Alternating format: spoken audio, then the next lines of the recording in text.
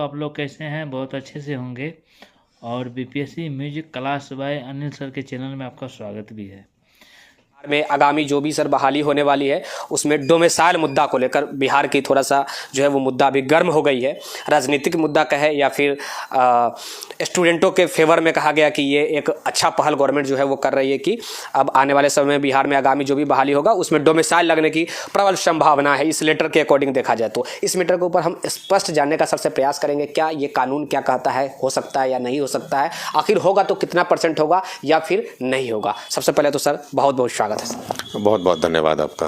Letter तो sir हम दिखा ही दिए हैं सर कि क्या लेटर में कहा गया है। क्या लग रहा है कि अगर कानूनी तौर पे देखा जाए तो क्या डोमिसाइल लग सकती है या फिर एक लिमिटेशन हो सकता है 50%, 60%, 70%, 80, 90, 95 जो भी है एक लिमिटेशन हो सकता है? हाँ, ये आप बिल्कुल सही बोल रहे हैं। बिहार सरकार के अधिकार क्षेत्र में है कि वो सरकारी नौकरियों में डोमिसाइल की पॉलिसी लागू कर दे, पर रीजनेबल रेस्ट्रिक्शंस के साथ। मतलब 100% नहीं लागू किया जा सकता है ये। To some extent, reasonable extent domicile लागू किया जा सकता है। रीजनेबल एक्सटेंट में भौगोलिक आधार पे भी जिस प्रकार झारखंड में या फिर आसाम में कहीं कहीं, हाँ जी, टू सम एक्सटेंट लागू किया जा सकता है। इसका बहुत बड़ा कारण है, Supreme Court has time and again reiterated that it has its own economic and social disintegration due to reservation given on the basis of domicile. अच्छा सर, क्या ये बिहार सरकार अगर चाहे, जैसा कि अभी आप भी बताया सारी बात, बिहार सरकार अगर चाहे तो जिस प्रकार नियमावली जब तैयार किया गया था तो उस वक्त डोमिसाइल का जिक्र था, लेकिन टियर 1 के समय फिर गवर्नमेंट को क्या आफत आई कि क्या आई से वो हटा दी, या फिर जो भी कहे राजनीतिक पहलू में कहा जाता है कि बिहार के जो माननीय मुख्यमंत्री नीतीश कुमार जी है उनको प्रधानमंत्री बनना था, शायद इस लालच में वो हटा दिए। उसी दिन सर आपको जानकर आश्चर्य होगा कि उसी दिन जितनी भी इंडी गठबंधन जो बनी थी सर, उसी दिन उनका बैठक हुआ था नीतीश कुमार जी के अध्यक्षता में। आपको सर शायद याद होगा सर, जो दिल्ली में बैठक हुई थी, उसी दिन शिक्षा विभाग की भी बिहार में बैठक हुई और बीपीएससी की बैठक हुई जिसमें निर्णय लिया गया कि डोमिसाइल नहीं लगेगा। क्या ये राजनीतिक पहलू था या फिर ये एक संवैधानिक, देखा जाए कि संविधान के जो कॉन्स्टिट्यूशन कहती है उसके अकॉर्डिंग हटाया गया था? क्या है सर? मुझे लगता है कि डोमिसाइल पॉलिसी को राजनीतिकरण से अलग करके देखना चाहिए। बिहार में भी बहुत सारे ऐसे बहुत अनएम्प्लॉयमेंट है, बैकवर्डिज्म है, जिसको अगर हटाने के लिए डोमिसाइल पॉलिसी लाई जाती है, और अगर पहले भी लाई गई थी तो इसको जारी रखना था, इसको हटाना नहीं था। और अगर ये फिर से जारी होता है तो इसको एक पॉलिटिकल एंगल नहीं देना चाहिए। It was always the necessity of the state, it remains the necessity of the state. अच्छा, टियर 1 में, 2 में, 3 में 3 बहाली अभी तक कंप्लीट बिहार सरकार कर चुकी है। एजुकेशन डिपार्टमेंट की लाखों की संख्या में बहाली हो गई है, अभी तक नहीं अगर ये लगाया गया है डोमिसाइल।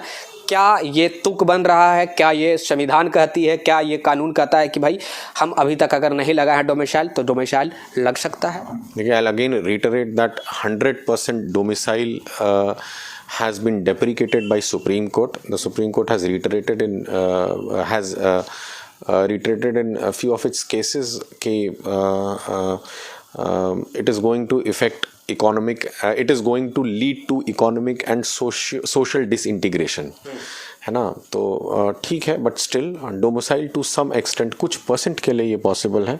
और ऐसी बात नहीं है जैसे 30%, 40%, वो तो स्टेट अपना डिसाइड करेगी। The executive will decided, the legislature will decided कि या the government which is ruling the state will decide as to what should be the % of domicile and its implication. बहुत सारा प्रॉस एंड कॉन्स होता है, सब कुछ को देखते हुए राज्य ये तय करेगी, राज्य की सरकार ये तय करेगी कि कितना % डोमिसाइल देना चाहिए। पहली बात ये। दूसरी बात ये कि हम लोगों को इसको पॉलिटिकल एंगल से नहीं देखना चाहिए था। अगर पहले राज्य ने लागू किया था तो इसको लागू रखना चाहिए था, और बिल्कुल रखना चाहिए था, क्योंकि बिहार एक ऐसा राज्य है जहाँ अभी भी बहुत पिछड़ापन है, और इसको इस तरह की पॉलिसी की आवश्यकता है, एक पुश देने के लिए, यंगस्टर्स को मोटिवेट करने के लिए। क्या ये 1 2 3 में नहीं हुआ, 4 में हो सकता है? क्यों नहीं हो सकता है?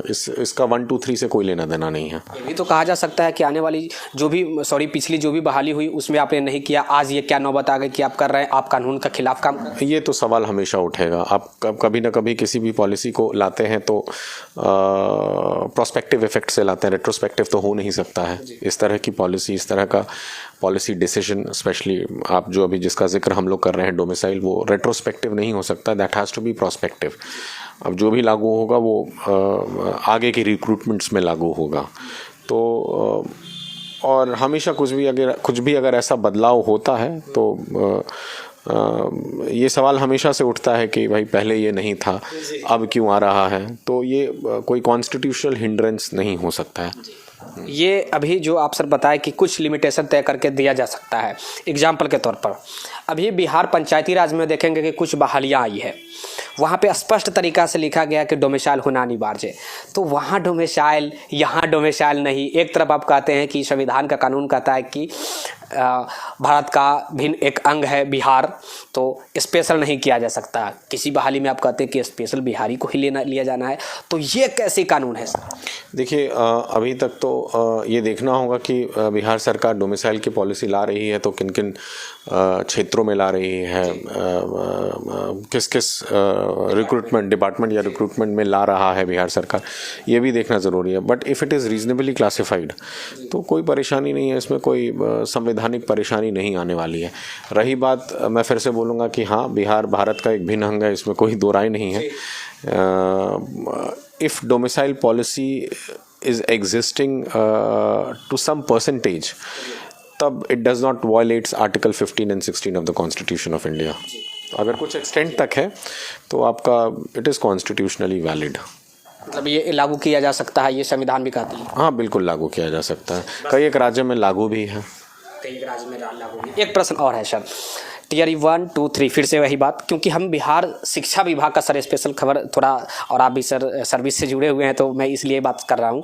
अभी जो टियर 1 का जब हुआ उसमें सप्लीमेंट्री रिजल्ट दिया गया, 2 में स्पष्ट कहा गया कि हम सप्लीमेंट्री नहीं देंगे। बिहार लोक सेवा आयोग की मैटर है, बिहार लोक सेवा आयोग एग्जाम भी कंडक्ट कर रही है, ले रही है। 3rd में कही कि जब विज्ञप्ति आई तो उसी में लिख दिया गया कि ठीक है हम सप्लीमेंट्री रिजल्ट नहीं देंगे, क्योंकि बाद में विवाद बढ़ जा रहा है। तो अभी जो 3rd का जो सप्लीमेंट्री का मैटर है, क्या ये तुक फिर यहाँ पे भी वही बात आ जा रही है? उधर डोमिसाइल का मैटर है, यहाँ सप्लीमेंट्री का है। क्या ये तुक बन रही है कि विज्ञप्ति में लिखा गया है कि हम नहीं देंगे, अब ये देने की संभावनाएं हैं? क्या लगता है, अगर प्रेशर दिया जाए गवर्नमेंट के ऊपर तो गवर्नमेंट दे सकती है? आप ये कहना चाह रहे हैं, आपका सवाल ये है कि सप्लीमेंट्री रिजल्ट में दे सकती है कि नहीं? जी, सीट सर 21,000 से अधिक अभी भी खाली रह चुकी है टियर 3 की वैकेंसी में। क्या ये तुक बन रहा है कि विज्ञप्ति नोटिफिकेशन जब आई थी उसमें लिखा गया था कि हम सप्लीमेंट्री नहीं देंगे, अभी दे सकती है अगर प्रेशर दिया जाए गवर्नमेंट के विभाग को, आयोग के ऊपर? हाँ, क्यों नहीं, क्यों नहीं, ये तो विभाग का अपना डिसीजन है। अमेंडमेंट हो सकता है। अब मुझे तो इस बात की पूरी जानकारी नहीं है, जब तक हम विज्ञप्ति को देख और पढ़ न ले तो इस विषय पे बिना पढ़े या बिना देखे बोलना अनुचित होगा।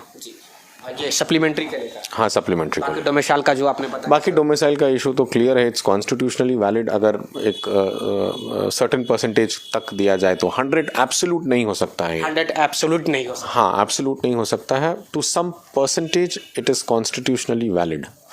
Though Supreme Court time and again has deprecated the practice of giving reservation on the basis of place of birth, it has deprecated this practice, but still to some extent कुछ परसेंटेज के लिए जिन जिन राज्यों में बैकवर्डिज्म अभी भी बहुत ज़्यादा है, पिछड़ापन अभी भी बहुत ज़्यादा है, state has adopted this practice of domicile policy and it is okay, it is absolutely it is constitutionally valid.